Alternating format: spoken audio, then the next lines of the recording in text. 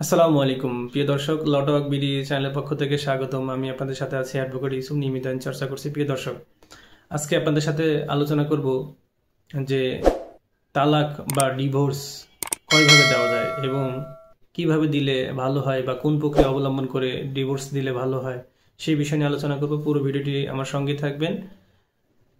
প্রিয় দর্শক, আপনি যদি আমার এই চ্যানেলে নতুন দর্শক হয়ে থাকেন তাহলে অবশ্যই চ্যানেলটিকে সাবস্ক্রাইব করবেন, পাশে থাকার জন্য বেল আইকনটি চালু করে রাখবেন এবং অন্যকে দেখার জন্য শেয়ার করে রাখবেন।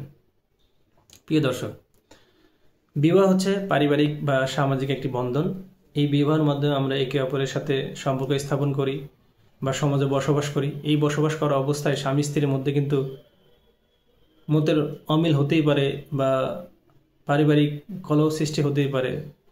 এরই ধারাবাহিকতা বজায় রেখে আমরা কিন্তু তালাকের সিদ্ধান্ত নিই। যখন আমাদের মতের অমিল বা মনের অমিল হয়, তখন কিন্তু আমরা তালাক দেওয়ার জন্য একটা সিদ্ধান্ত গ্রহণ করি যে হ্যাঁ, আমি আমার স্বামীর সাথে থাকবো না বা আমি আমার স্ত্রীর সাথে থাকবো না।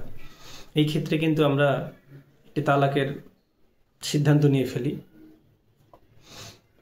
যখন কোনো স্ত্রী লোক তার হাজব্যান্ডের সাথে আর থাকতে চান না বা সংসার করতে চান না, কন্টিনিউ করতে চান না, সেই ক্ষেত্রে কিন্তু আপনি যখন আপনার স্বামীকে তালাক দিতে ইচ্ছা পোষণ করবেন তখন কিন্তু বা আপনি তালাক দিবেন তখন কিন্তু সেটিকে স্ত্রী কর্তৃক তালাক বলে। এটি হচ্ছে 1 নম্বর, যে স্ত্রী কর্তৃক তালাক। যখন স্ত্রী তার নিজ ইচ্ছায় তার স্বামীকে তালাক দিবে তখন তাকে বলা হয় স্ত্রী কর্তৃক তালাক। এবং দ্বিতীয় হচ্ছে, এই মতের অমিল বা মনের অমিলের কারণে যখন আপনি আপনার স্ত্রীকে তালাক দিবেন বা তালাক দিতে চাচ্ছেন একপাক্ষিক, মানে আপনি যখন আপনার স্ত্রী ছাড়া আপনার স্ত্রীর মতের বিরুদ্ধে আপনি যখন আপনার স্ত্রীকে তালাক দিতে চাচ্ছেন, সেটি হচ্ছে স্বামী কর্তৃক তালাক। প্রথম হচ্ছে স্ত্রী কর্তৃক তালাক, দ্বিতীয় হচ্ছে স্বামী কর্তৃক তালাক। যখন স্বামী স্ত্রীর সাথে থাকতে চান না তখন কিন্তু তার রাইট আছে, তিনি তার স্ত্রীকে তালাক দিতে পারবেন। এটি হচ্ছে স্বামী কর্তৃক তালাক। আর 3 নম্বর পয়েন্ট হচ্ছে, এটি সবচেয়ে উত্তম তালাক, যেটি হচ্ছে খোলা তালাক বলি আমরা।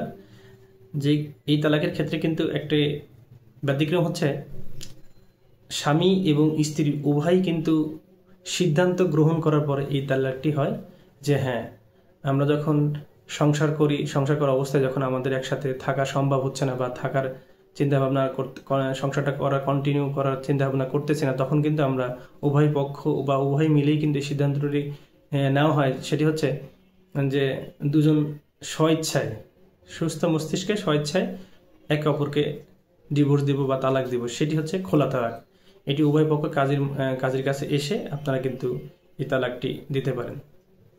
প্রিয় দর্শক, আপনি যখন স্বামী কর্তৃক তালাক অথবা স্ত্রী কর্তৃক তালাক অথবা খোলা তালাক এটি আপনি করতে চান বা আপনার স্ত্রীকে আপনি তালাক দিতে চান, আপনার স্বামীকে আপনি তালাক দিতে চান বা উভয় পক্ষ মিলিত হয়ে তালাক দিতে চান, সেই ক্ষেত্রে আপনার নিকটস্থ যে আইনজীবী আছে বা কোর্টে আসবেন, কোর্টে এসে আপনার একজন পরিচিত আইনজীবীর কাছে আসেন, ভালো আইনজীবীর কাছে আসেন, এসে আপনি পরামর্শ নিয়ে আপনার হাজব্যান্ড অথবা স্ত্রী অথবা খোলা তালাক উভয় মিলে খোলা তালাক দিতে পারেন।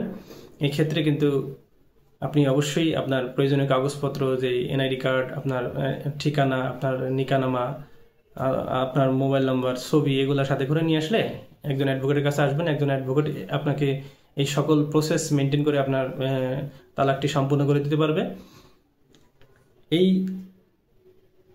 তালাকের 3 ধরনের তালাকের মধ্যে সব থেকে উত্তম তালাক হচ্ছে খোলা তালাক, যেটি হচ্ছে উভয় পক্ষ আপনার মেনটেন করে দেওয়া হয়। আর স্বামী কর্তৃক তালাক অথবা স্ত্রী কর্তৃক তালাক যেটি দেওয়া হয়, এটি একপাক্ষিক। এটি হচ্ছে একজনের মতের বিরুদ্ধে দেওয়া, সে চাচ্ছে না তাও তাকে দিয়ে দিচ্ছেন অথবা জোরপূর্বক কাউকে দিয়ে দিচ্ছেন, এটি হচ্ছে একপাক্ষিক। তো আপনি চাইলে যে কোনো সিদ্ধান্ত নিয়ে আপনি চাইলে একপাক্ষিকও দিতে পারেন, দ্বিতীয় পাক্ষিকও দিতে পারেন, অথবা আপনি চাইলে খোলা তালাক উভয় পক্ষ মিলেও দিতে পারেন। তো যদি আপনারা সংসার কন্টিনিউ করতে না চান তাহলে অবশ্যই আপনি আপনার স্ত্রী অথবা স্বামীকে তালাক দিতে পারেন। প্রিয় দর্শক, এই খোলা তালাকের পন্থাটা সবচেয়ে উত্তম। তো আপনাদের যদি ভিডিওটি ভালো লেগে থাকে তাহলে অবশ্যই চ্যানেলটিকে সাবস্ক্রাইব করবেন এবং পাশে থাকার জন্য বেল আইকনটি চালু করে রাখবেন এবং অন্যকে দেখার জন্য শেয়ার করে দিবেন। ভালো থাকবেন, আইন জানবেন, আইন মানবেন এবং মানার জন্য সবাইকে উৎসাহিত করবেন। আসসালামু আলাইকুম।